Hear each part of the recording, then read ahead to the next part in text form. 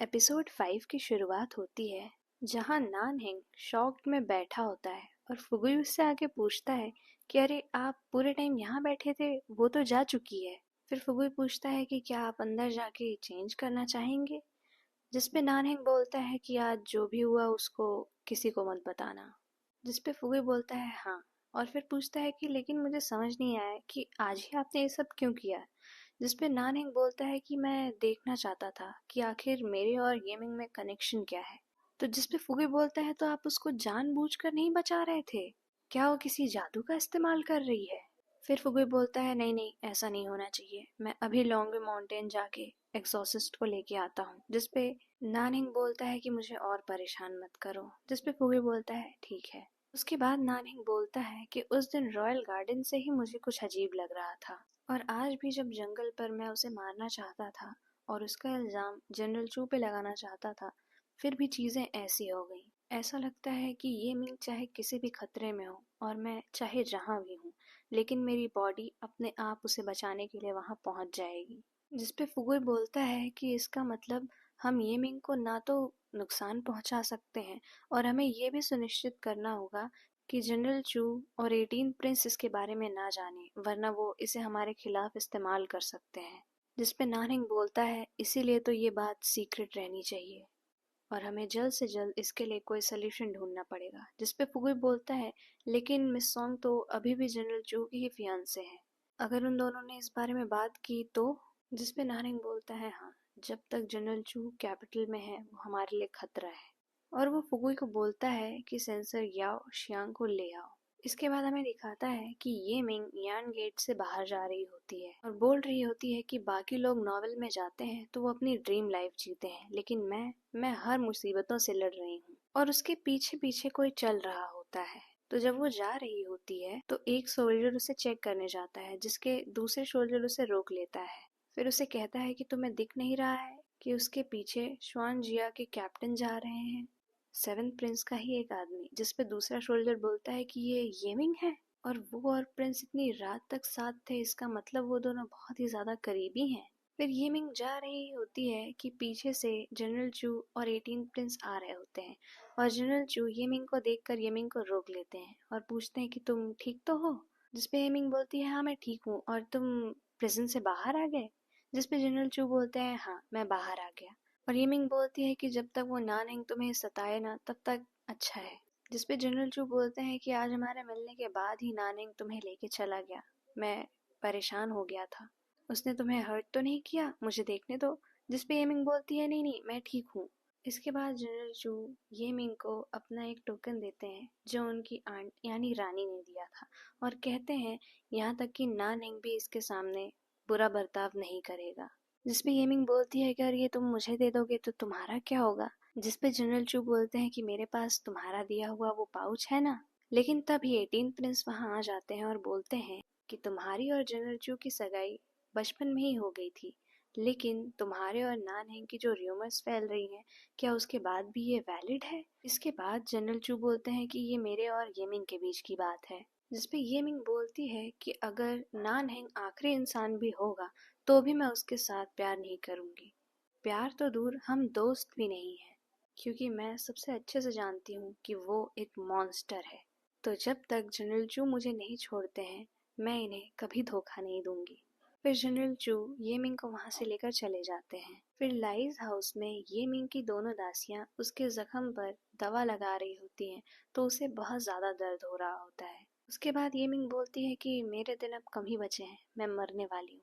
जिसपे उसकी दोनों दासियां बोलती हैं ऐसा मत बोलिए। और वहीं दूसरी ओर नानहेंग को भी फुगुई दवा लगा रहा होता है, लेकिन यहाँ पर फुगुई रो रहा होता है। तो नानहेंग बोलता है कि चोट तो मुझे लगी है तो तुम क्यों रो रहे हो। जिसपे फुगुई बोलता है कि आपको ऐसे देखकर दर्द मुझे हो रहा है। इसके बाद दिखाता है कि ये मिंग सोच रही होती है कि स्क्रिप्ट में ऐसा लिखा था कि नानहेंग थ्रोन पाने के लिए बहुत सारी स्कीम्स करता है, और आज भी जंगल में जनरल चू को मारने की कोशिश सिर्फ इसलिए थी ताकि वो 18 प्रिंस को वीक कर सके, और मुझे सिर्फ इसलिए मारना था ताकि मेरा मुंह बंद हो जाए। ये सब तो मुझे पता है, लेकिन वो मुझे मारना, लेकिन मारने से पहले ही बचा लेना, ये सब नानहेंग क्या कर रहा है। क्या ये स्क्रिप्ट का कोई दूसरा रूल है। फिर अचानक येमिंग को समझ में आता है कि भले ही ऐसा कोई सीन स्क्रिप्ट में नहीं था, लेकिन मेल लीड हमेशा फीमेल लीड को बचाता है, ये रूल इस स्क्रिप्ट में वैलिड है। फिर येमिंग उस बोर्ड पर ये रूल लिख देती है कि कभी भी अगर फीमेल लीड मुसीबत में होगी तो मेल लीड उसे बचाएगा, और वो ये सोच सोच कर खुश हो रही होती है कि नानहेंग उसे मार नहीं सकता। फिर येमिंग सोच रही होती है कि नानहेंग हमेशा स्क्रिप्ट में जनरल चू को टारगेट करता है, और आखिरकार नानहेंग को थ्रोन मिल जाता है, और बचे हुए सैनिक लेकर जनरल चू नानहेंग पर अटैक करने जाते हैं और उनके ट्रैप में फंस जाते हैं। फिर हमें वो सीन दिखाया जाता है। नानहेंग बोल रहा होता है कि तुम्हें क्या लगता है मैंने पूरी आर्मी को खत्म कर दिया और तुम कुछ सैनिक लेकर मुझे मार पाओगे?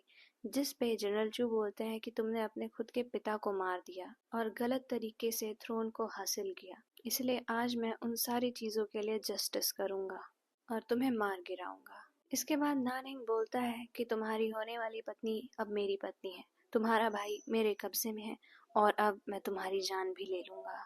और नानहेंग तलवार निकालकर जनरल चू को मार देता है। तभी येमिंग की दासी आ जाती है और बोलती है कि मिस, आपका वेलनेस रूटीन का टाइम हो गया है, और येमिंग को पीने के लिए एक सूप देती है, जिसपे येमिंग बोलती है कि ये सूप कुछ ज्यादा ही हार्ड नहीं है? जिसपे वो दासी बोलती है कि नहीं, और वैसे भी लालटेन फेस्टिवल आने ही वाला है, और बड़े बुजुर्ग कहते हैं इस फेस्टिवल के दौरान जिनसिंग खाने से पूरे साल गुड फॉर्च्यून आएगा। जिसपे येमिंग बोलती है कि क्या लालटेन फेस्टिवल? उसके बाद वो बोर्ड की तरफ देखती है तो वो उसे सीन याद आता है जब वो लालटेन फेस्टिवल में उसे बचाता है। फिर हमें नानहेंग के पास दिखाया जाता है तो मिस्टर याओ आ चुके होते हैं, और नानहेंग उन्हें अंदर आने के लिए बोलता है। जिसके बाद नानहेंग बोलता है कि मैंने तुम्हें पैलेस में इसलिए रखा था ताकि तुम मुझे हर जानकारी दो। जिसपे मिस्टर याओ अपने घुटनों पर आ जाते हैं और बोलते हैं कि बस मुझे एक मौका दीजिए, मैं आपको अपनी वफादारी साबित कर दूंगा और चू के खिलाफ सारे सबूत लेके आऊंगा। जिस पे नानहेंग बोलता है ठीक है, मैं तुम्हें एक मौका देता हूँ, तो तुम्हें पता है ना तुम्हें कल सुबह क्या करना है? जिस पे मिस्टर या बोलते हैं हाँ मुझे पता है। फिर दूसरी सुबह कोर्ट में दिखाया जाता है, सब राजा के सामने खड़े होते हैं, तो 18 प्रिंस बोलते हैं कि मैं आपसे रिक्वेस्ट करता हूँ कि जनरल चू को किसी अच्छी पोस्ट पर वापस ले आया जाए। इसके बाद हमें येमिंग के पास दिखाया जाता है कि उसकी दासी उसके पास आती है, तो येमिंग उससे पूछती है कि तुमने वो चीज दे दी?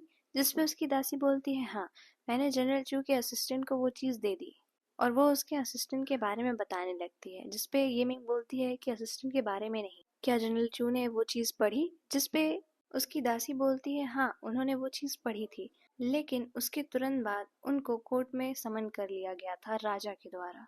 लेकिन आपने ऐसा क्या लिखा था उस मैसेज में? जनरल चू ने जब उसे पढ़ा था तो उनका चेहरा कुछ अजीब हो गया था। जिसपे येमिंग बोलती है कि बस इतना ही काफी है कि जनरल चू ने वो चीज पढ़ ली थी, और अच्छा है कि मुझे ये स्क्रिप्ट का प्लॉट याद था।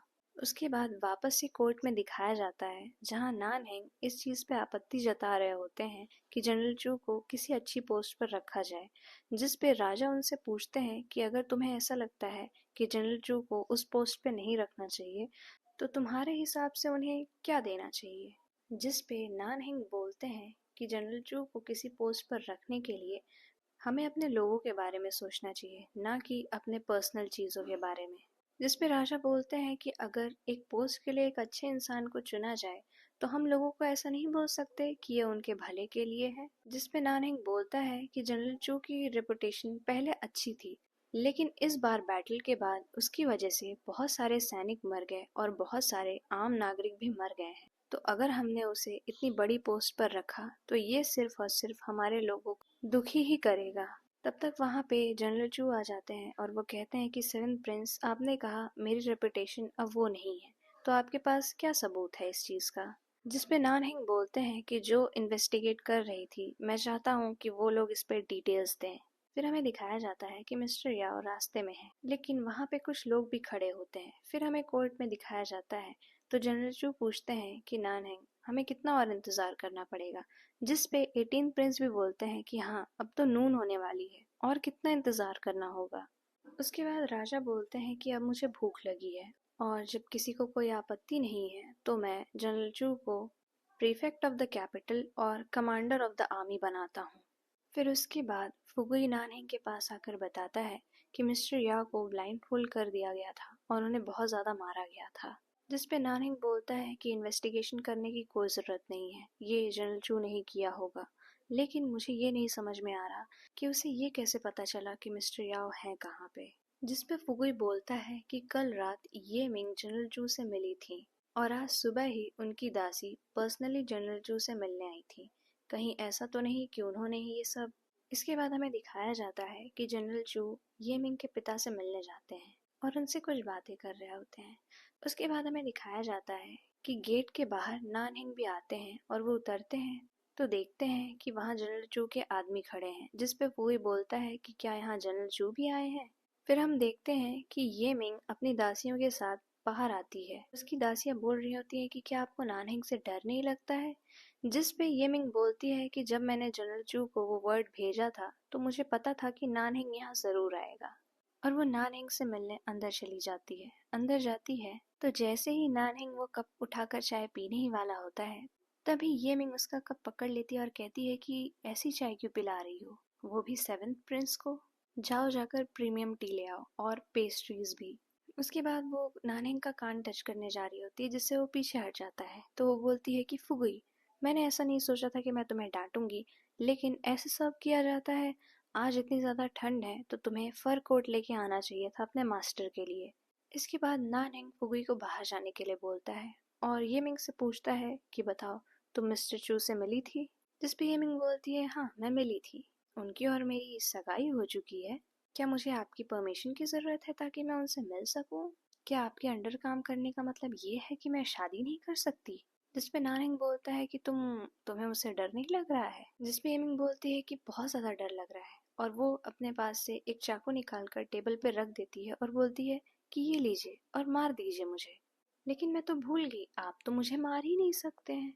आप कितनी भी कोशिश कर लें, लेकिन आप मुझे मारने जाएंगे तो आप खुद को ही मार लेंगे। फिर वापस से जनरल चू और येमिंग के पिता के सीन दिखाया जाता है, जहाँ पे वो लोग नाइट वॉकर्स के बारे में बात कर रहे होते हैं। इसके बाद कुछ बातें करने के बाद जनरल चू अचानक से बोलते हैं कि thank you for your guidance. जिस पे येमिंग के पिता बोलते हैं कि मैंने तो कुछ कहा ही नहीं। तो जनरल चू बोलते हैं कि अगर मैंने नाइट वॉकर्स की आइडेंटिटी रिवील कर दी तो ये मेरे लिए बहुत ही बड़ा अचीवमेंट होगा और मैं 18 प्रिंस की भी मदद कर पाऊंगा।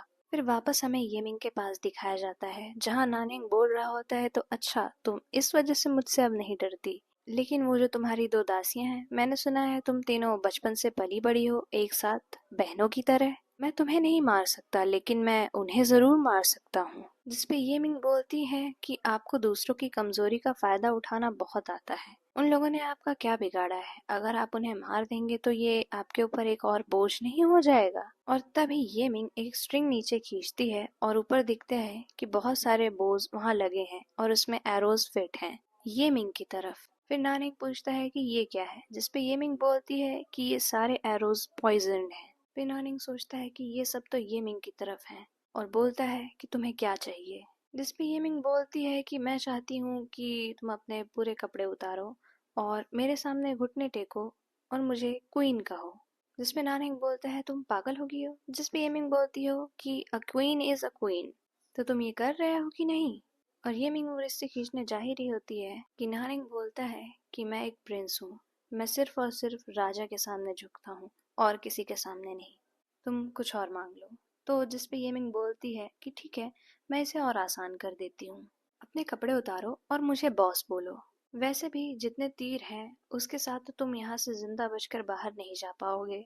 जिसपे नानहिंग अपने कपड़े उतार रहा होता है तो ये मिंग बोलती है कि जल्दी करो, वो बेल्ट भी निकालो, इतने सारे कपड़े क्यों पहनते हो तुम। और मैं तुम्हारा फायदा नहीं उठा रही हूँ, मैं बस तुम्हें सिखा रही हूँ कि कैसे एक मासूम सा आदमी बनना होता है। ये मिंग ये सब बोल ही रही होती है कि नानहिंग अपना एक कपड़ा उतार कर ये मिंग के मुंह पर फेंक देता है, जिससे वो हल्का सा नीचे हो जाती है और स्ट्रिंग खिंच जाती है, जिससे सारे एरोज फायर हो जाते हैं और नानहेंग येमिंग को लेकर बगल में आ जाता है और सारे एरोज इधर उधर लग जाते हैं। फिर नानहेंग येमिंग का हाथ पकड़कर बोलता है कि तुमने अभी मुझे क्या कहा, नान। जिसपे येमिंग बोलती है कि तो क्या तुम मेरा आखिरी नाम लेकर सॉन्ग बनना चाहते हो। फिर नानहेंग धीरे धीरे येमिंग के पास आता है तो येमिंग बोलती है मैं तुम्हें सावधान कर रही हूँ, मेरे पास मत आओ। तो नानहेंग बोलता है तुम्हारी सारी की सारी एरोगेंस का क्या हुआ, तुम्ही ने तो मुझे कहा था कपड़े उतारने के लिए। जिसपे येमिंग हल्का सा पीछे होकर बोलती है ठीक है, तो मैं भी उतार देती हूँ। जिसपे नानहेंग नीचे देखने लगता है। नानहेंग कुछ बोल ही रहा होता है कि तभी येमिंग अपना ऊपर वाला एक कपड़ा उतार कर उसके ऊपर फेंक देती है। तो नानहेंग जब उसकी तरफ देखता है तो येमिंग की वेस्ट पर बॉम्ब लगे होते हैं और उसके हाथ में फायर स्टिक होती है। इसके बाद येमिंग बोलती है कि तुम मुझे एक प्रॉमिस करो वरना मैं इस गन पाउडर को उड़ा दूंगी। जिसपे नानहेंग बोलता है कि क्या है जल्दी बोलो। जिसपे येमिंग बोलती है कि मुझे जनरल चू से शादी करने दो। जिसपे नानहेंग बोलता है कि ये नामुमकिन है। फिर हमें बाहर दिखाया जाता है जहाँ फुगुई और येमिंग की दोनों दासियां खड़ी होती हैं। तो फुगुई जैसे ही उनकी तरफ देखता है तो दोनों दासियां बोलती हैं कि चुप हो जाओ। जिसपे फुगुई बोलता है कि मैंने तो अभी तक कुछ कहा भी नहीं। जिसपे वो दोनों दासियां बोलती हैं कि जैसे तुम बहुत अच्छा कुछ बोल देते, वैसे भी मिस सॉन्ग ने कहा है कि नानहेंग अच्छा आदमी नहीं है और तुम उसी के लिए काम करते हो। तब तक वहाँ जनरल चू आ जाते हैं और पूछते हैं कि येमिंग अंदर है और वो देखते हैं फुगुई को। फिर वो पूछते हैं कि नानहेंग भी यहाँ है। जिसपे वो तीनों बोलते हैं कि नहीं नहीं। फिर हमें वापस येमिंग के पास दिखाया जाता है जहाँ पे नानहेंग उससे फायर छीन लेता है और बोलता है कि तुम्हारा फियांसे यहीं बाहर ही है। फिर उसके बाद नानहेंग बाहर जा रहा होता है कि येमिंग उसका हाथ पकड़ लेती है। फिर नानहेंग से येमिंग को हल्का सा झटका लग जाता है जिससे वो गिरने जा रही होती है। तो नानहेंग अपने आप वापस आकर उसको बचा लेता है। फिर वो देखता है तो वहाँ पे कुछ शार्प चीजें रखी होती हैं। फिर वो बोलता है मेरे ऊपर से हटो। जिसपे येमिंग बोलती है कि नहीं मैं नहीं हटूंगी। तो वो जनरल चू का नाम लेने जा रहा होता है जिसपे येमिंग उसका मुंह अपने हाथ से बंद कर देती है। फिर नानहेंग उसका हाथ हटाता है। फिर उसके बाद अपने आप येमिंग नानहेंग को किस कर देती है और सोचती है कि मैं ऐसे ही रहूंगी और कभी रोमांटिक ड्रामास के बारे में कंप्लेन नहीं करूंगी। ये चीज की मोमेंट पे बहुत काम आती है। और बाहर हमें दिखाया जाता है कि उसकी दासियां जनरल चू को पकड़ रखी हैं। तो जनरल चू उन्हें छोड़ने को बोलता है और फिर फुगुई से कहता है कि अगर ये कोई भी पॉलिटिकल मैटर है तो मेरे पास आए, येमिंग को अकेला छोड़ दे।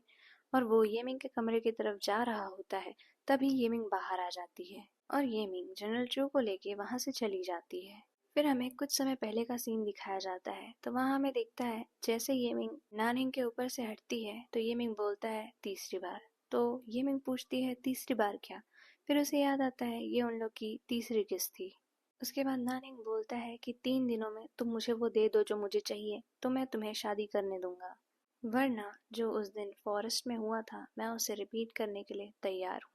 उसके बाद येमिंग बोलती है कि 3 दिन कम नहीं है। जैसे ही येमिंग कुछ और बोलने जा रही होती है कि नानहिंग बोलता है 2 दिन। फिर जैसे येमिंग कुछ बोलने जा रही होती है नानहिंग बोलता है 1 दिन। जिस पे येमिंग बोलती है कि 2 दिन। उसके बाद येमिंग नानहिंग से बोलती है कि आपसे एक फेवर चाहिए था, आप जब यहाँ से जाइएगा तो उस वाले रास्ते से जाइएगा। फिर उसके बाद नानहिंग बाहर आता है तो फुगुई उससे बोलता है कि आपने खिड़की से यहाँ आए हैं। जिस पे नानहिंग बोलता है कि येमिंग को जल्दी ही मारना पड़ेगा, भले ही मैं उसे खुद नहीं मार सकता पर वार्निंग रिवर क्रेसेंट को मेरा संदेशा पहुंचा दो। वक्त आ गया है कि वो लोग अपनी कीमत साबित करें। और यहीं पे एपिसोड 5 एंड हो जाता है।